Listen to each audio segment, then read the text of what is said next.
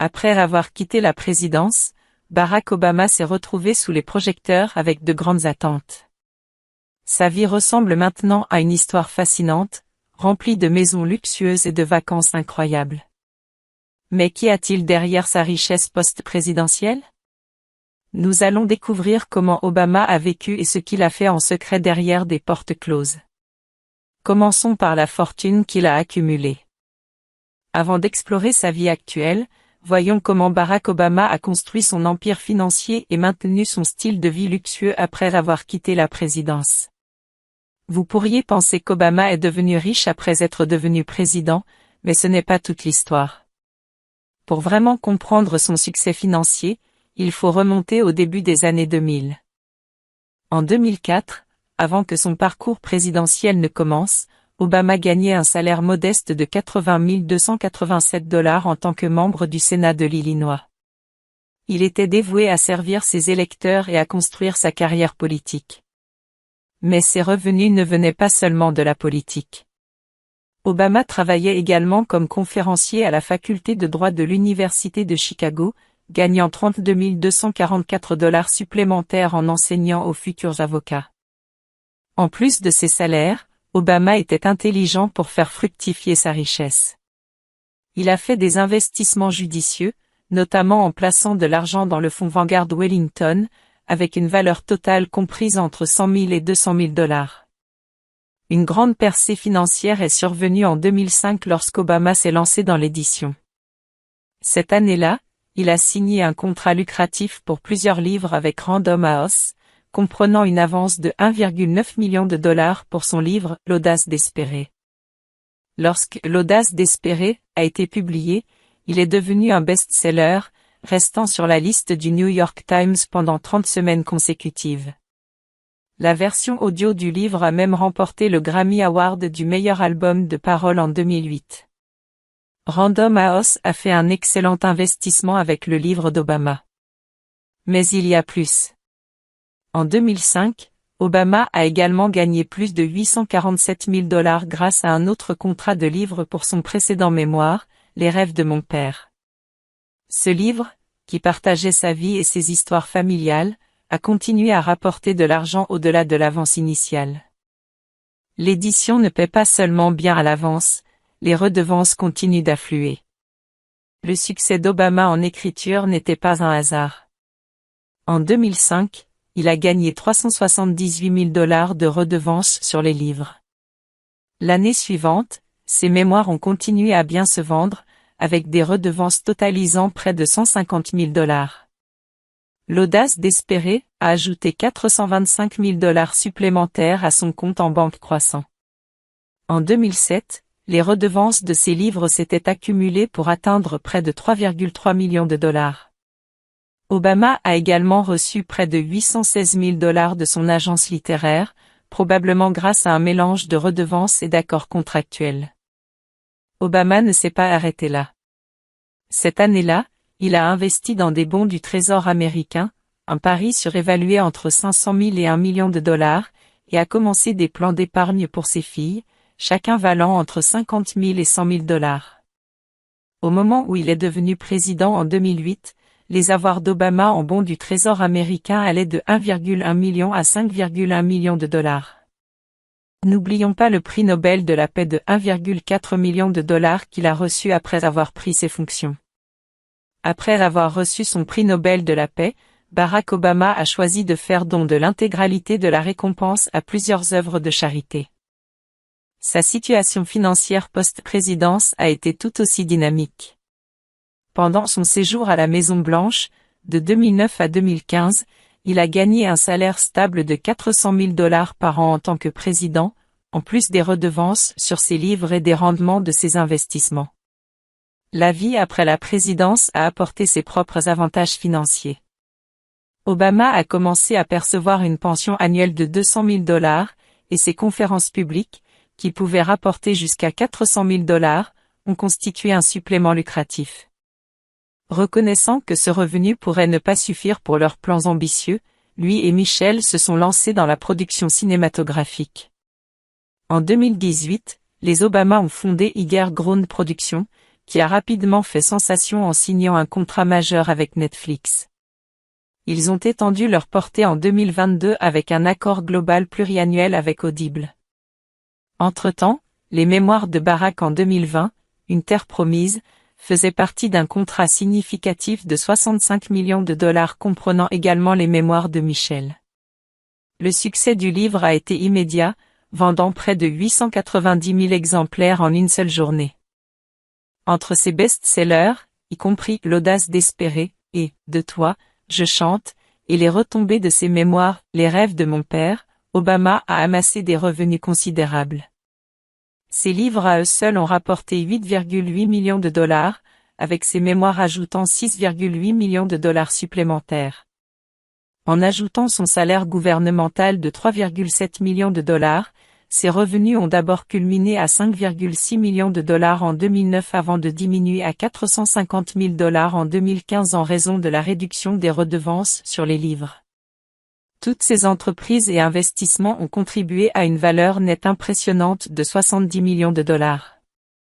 La vie et l'éducation de Barack Obama ont joué un rôle crucial dans la formation de l'homme qu'il est aujourd'hui. Né le 4 août 1961 au Kapiolani Medical Center à Honolulu, Hawaï, Obama était l'enfant d'un père kényan, Barack Obama Sr., et d'une mère américaine, Ann Dunham. Obama Sr., membre du groupe ethnique Luo de la province de Nyanza, au Kenya, a obtenu une bourse pour étudier l'économie à l'université de Hawaï. Là, il a rencontré et épousé Ann Dunham en 1961, 6 mois avant la naissance de Barack Jr. Cependant, le mariage n'a pas duré longtemps et le couple s'est séparé quelques années plus tard. En 1964, Obama Sr. est retourné au Kenya, où il s'est finalement remarié et a pris un poste de haut niveau en tant qu'analyste économique au sein du gouvernement kényan. Malheureusement, il était largement absent de la vie de son fils après la séparation et n'a rendu visite qu'une seule fois en 1971 avant sa mort prématurée en 1982 à la suite d'un accident de voiture. Pendant ce temps, Ann Dunham s'est remariée en 1965 avec Lolo Setoro, un étudiant indonésien en géographie à l'université de Hawaï. La nouvelle vie du couple les a conduits en Indonésie, où ils se sont installés d'abord à Jakarta Sud, puis dans le quartier plus aisé de Jakarta Centre. À l'âge de 6 ans, Obama a déménagé avec sa mère et son beau-père en Indonésie. Pendant ces 4 années là-bas, il a fréquenté des écoles indonésiennes sous le nom de Bari et a également été scolarisé à domicile en anglais par sa mère. Cette période à Jakarta lui a permis de devenir fluide en indonésien et l'a exposé à une perspective culturelle différente. Les rapports suggèrent que l'approche rigoureuse de son beau-père lui a fourni un fort sens de la résilience et une compréhension aiguisée des réalités mondiales. Ses premières expériences, mêlant cultures diverses et environnements éducatifs, ont profondément influencé le jeune Barack Obama et façonné le leader qu'il allait devenir. À l'âge de 10 ans, Barack Obama est retourné à Hawaï pour vivre avec ses grands-parents et s'est inscrit à la prestigieuse école Punahou. C'est là qu'il a d'abord confronté les complexités de son identité mixte, une expérience qu'il a plus tard explorée dans ses mémoires de 1995, Les rêves de mon père. De 1972 à 1975, Obama a vécu avec sa mère et sa demi-sœur Maya Setoro tandis que sa mère travaillait sur son diplôme d'anthropologie à l'université de Hawaï. Après avoir obtenu son doctorat en 1992, elle a poursuivi ses recherches en Indonésie, où elle est restée pendant 2 décennies. Tragiquement, elle est décédée d'un cancer des ovaires et de l'utérus en 1995 alors qu'Obama était encore en train de faire face à sa perte. Après le lycée, Obama a déménagé à Los Angeles en 1979 pour fréquenter le Occidental College avec une bourse complète. C'est là qu'il s'est d'abord impliqué dans l'activisme social, faisant la une des journaux pour un discours sur la désinvestissement des entreprises sud-africaines. 2 ans plus tard, il a transféré à l'Université Columbia à New York, où il a obtenu un diplôme en sciences politiques, se spécialisant en relations internationales, en 1983. Après avoir obtenu son diplôme, Obama a déménagé à Chicago en 1985, prenant un poste de directeur de projet pour une organisation à but non lucratif. Pendant 3 ans, il a travaillé pour améliorer les conditions de vie dans les quartiers pauvres du côté sud de la ville. Motivé par ses expériences à Chicago, Obama a décidé de poursuivre des études de droit. En 1988, il a été accepté à la faculté de droit de Harvard, où il a rapidement démontré ses capacités académiques. En 1990, il a fait l'histoire en devenant le premier Afro-Américain président de la Harvard Law Review. Son travail à la revue lui a valu une reconnaissance nationale, et peu après, il a été recruté par des cabinets juridiques prestigieux. En 1991, Obama est retourné à Chicago, où il a rejoint un cabinet juridique axé sur les droits civiques. En 1992, il a également commencé à enseigner le droit constitutionnel à l'Université de Chicago, une position qu'il a occupée pendant 12 ans. C'est pendant cette période qu'il a rencontré et épousé Michelle Robinson, également avocate, avec qui il a eu 2 filles, Malia et Sacha. Les premiers travaux d'Obama sur les droits civiques et son implication dans la communauté de Chicago ont jeté les bases de sa carrière politique. En 1996, il a été élu au Sénat de l'Illinois, où il a servi pendant 8 ans avant de remporter un siège au Sénat des États-Unis en 2004. Sa carrière politique a culminé en 2008 lorsqu'il a été élu 44e président des États-Unis, un poste qu'il a occupé pendant 2 mandats. La trajectoire de Barack Obama, de son enfance diversifiée à son ascension vers la présidence, illustre sa capacité à surmonter les défis et à forger un chemin basé sur la résilience, l'éducation et un engagement envers le service public. Au cours de cette période, Obama a également entrepris un voyage personnel important, passant 3 semaines à explorer l'Europe et 5 semaines supplémentaires au Kenya. Ce voyage était plus qu'une simple aventure, c'était l'occasion de nouer des contacts avec ses parents paternels au Kenya pour la première fois, lui offrant des perspectives profondes et façonnant ses futures perspectives politiques et personnelles. Bien qu'il ait reçu une prestigieuse bourse complète à la faculté de droit de l'université Northwestern, Obama a pris la décision audacieuse de s'inscrire à la faculté de droit de Harvard à l'automne 1988, s'installant à Somerville, dans le Massachusetts. Il se distingue rapidement sur le plan académique. À la fin de sa première année, il était devenu rédacteur en chef de la Harvard Law Review et en était devenu le président au cours de sa 2e année. Ses prouesses académiques ont été complétées par un rôle d'assistant de recherche pour le célèbre constitutionnaliste Laurence Tribe. Obama est diplômé magna cum laude de la faculté de droit de Harvard en 1991. Après avoir obtenu son diplôme, il a accepté un poste de 2 ans à la faculté de droit de l'Université de Chicago. Barack Obama a accepté une bourse à la faculté de droit de l'Université de Chicago, où il s'est concentré sur l'écriture de son premier livre. Cela a solidifié son engagement envers l'érudition juridique et le service public. Après avoir obtenu son diplôme en droit, il a fait sa transition vers le monde universitaire, enseignant le droit constitutionnel à l'Université de Chicago de 1992 à 1996. Il a ensuite été maître de conférences, puis maître de conférences jusqu'en 2004. Son séjour à l'université a contribué à façonner sa future carrière politique. En réfléchissant à son enfance, Obama se souvient avec tendresse de son enfance à Honolulu. Il chérissait la diversité culturelle et le respect mutuel qu'offrait Hawaï, qui ont profondément façonné sa vision du monde et ses valeurs fondamentales. Dans ses réflexions personnelles, Obama a déclaré qu'il n'avait pas initialement remarqué les différences raciales entre sa mère blanche et son père noir. Ce n'est qu'en vieillissant qu'il a commencé à se débattre avec les perceptions sociétales de son identité métisse. Au cours de son adolescence, il a consommé des substances comme l'alcool, la marijuana et la cocaïne pour faire face à ses luttes identitaires. Il a décrit faire partie d'un groupe d'amis qui fumaient occasionnellement de la marijuana ensemble. Avant d'entrer dans l'histoire en tant que premier président afro-américain, Obama était profondément impliqué dans le service public. Au milieu des années 1980, il s'installe à Chicago, où il fait sa marque en tant qu'organisateur communautaire. Son travail comprenait le développement de programmes de tutorat, d'initiatives de formation professionnelle et la défense des droits des locataires dans les quartiers défavorisés. Ces premières expériences ont été cruciales pour façonner son dévouement au service communautaire et ont jeté les bases de ses futurs efforts politiques.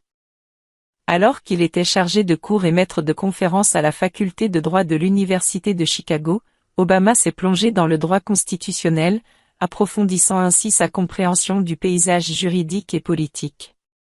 En 1992, il a entrepris un projet important avec Project Vote, une initiative visant à stimuler l'inscription des électeurs dans l'Illinois. Sous sa direction, le programme employait 700 bénévoles et 10 membres du personnel, enregistrant 150 000 des 400 000 électeurs afro-américains éligibles. Ce succès lui a valu une place sur la liste 1993 de CRINES Chicago Business des personnes influentes de moins de 40 ans. Le parcours politique d'Obama a franchi une étape majeure en 1996 lorsqu'il a été élu au Sénat de l'État de l'Illinois. Au cours de ses 8 années de mandat, il s'est attaqué à des questions clés telles que la réforme de l'éthique et l'expansion des soins de santé, établissant ainsi une solide expérience en politique nationale. Ses réalisations dans l'Illinois ont ouvert la voie à un impact national plus large. En 2004, Obama a fait la une des journaux avec son élection historique au Sénat américain. Son discours d'ouverture à la Convention nationale démocrate en juillet a mis en valeur ses remarquables talents d'orateur et son charisme, le propulsant sous les projecteurs nationaux. Dans son discours d'ouverture, Obama a habilement intégré ses expériences personnelles dans un récit plus large, soulignant les fils communs qui unissent les Américains au-delà des divisions politiques, culturelles et géographiques. Ce discours a profondément résonné, ravivant l'intérêt pour ses mémoires auparavant méconnues, les transformant en un best-seller et le propulsant sous les projecteurs au sein de son parti politique. Avance rapide jusqu'en 2007, Obama a annoncé sa candidature à la présidence. Après 4 ans au Sénat, il a démissionné en novembre 2008 pour se concentrer pleinement sur sa campagne présidentielle. Malgré une lutte acharnée contre Hillary Clinton aux primaires, il a décroché l'investiture démocrate. En novembre 2008, Barack Obama est entré dans l'histoire en devenant le premier président afro-américain des États-Unis, marquant ainsi un progrès significatif dans un pays longtemps en proie à des divisions raciales. Son investiture en janvier 2009 a suscité de nombreuses célébrations et de grandes attentes de changement. Cependant, la présidence d'Obama a débuté dans des circonstances intimidantes, alors que le pays était aux prises avec sa pire récession économique depuis la Grande Dépression.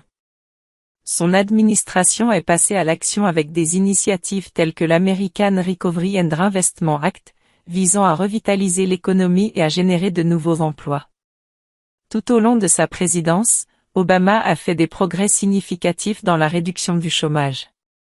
L'une de ses réalisations les plus remarquables au cours de son premier mandat a été la promulgation de l'Affordable Care Act, communément appelé Obamacare. Cette législation historique visait à élargir l'accès aux soins de santé et à réviser la réglementation en matière d'assurance, suscitant à la fois des applaudissements et des controverses et déclenchant un débat continu sur les soins de santé américains. Sur le plan international, Obama s'est attaché à mettre fin de manière responsable aux guerres en Irak et en Afghanistan. Son administration a également fait la une des journaux avec un succès retentissant dans la lutte contre le terrorisme, l'opération qui a conduit à la mort d'Oussama Ben Laden, l'homme derrière les attentats du 11 septembre. Un an après le début de sa présidence, Obama a reçu le prix Nobel de la paix, honorant sa vision de l'harmonie mondiale. Cependant, son approche n'a pas été sans critique. Certains à gauche ont affirmé qu'il avait poursuivi, voire intensifié, la politique militaire et sécuritaire de son prédécesseur. Obama lui-même a reconnu les défis et les complexités liées à la gestion de ces problèmes mondiaux. En 2012, Obama a obtenu un second mandat, au cours duquel il a continué à s'attaquer à toute une série de questions allant du changement climatique au désarmement nucléaire. Il a également fait pression en faveur d'une réforme de l'immigration, même si celle-ci s'est heurtée à une forte résistance de la part du Congrès et à divers obstacles politiques.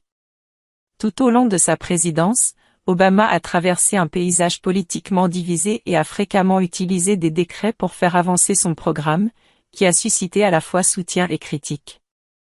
Malgré ces défis, il a obtenu des succès notables, notamment la réduction du taux de chômage alors que l'économie se remettait de la récession de 2008.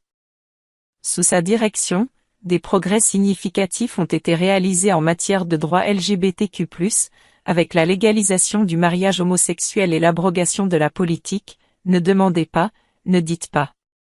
Au moment où il a terminé sa présidence en 2017, Obama avait laissé une marque indélébile sur la politique et la société américaine, loué pour sa capacité à établir des liens avec un large éventail de personnes. Depuis leur démission, Obama et son épouse Michelle ont poursuivi leur travail déterminant dans les domaines de l'éducation, de la santé et de la justice sociale. En janvier 2017, son taux d'approbation atteignait 60% et il était classé 18e parmi les plus grands présidents américains par la Brookings Institution. Avec une valeur nette de 70 millions de dollars et ses fonctions présidentielles derrière lui, Obama était prêt à se lancer dans de nouvelles aventures et à profiter de sa vie au-delà de la Maison-Blanche, avec de nouvelles maisons et des expériences passionnantes.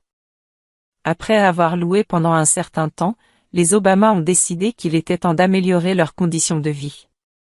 Ils ont fait des folies dans un superbe manoir de 8200 pieds carrés à Washington DC pour 8,1 millions de dollars.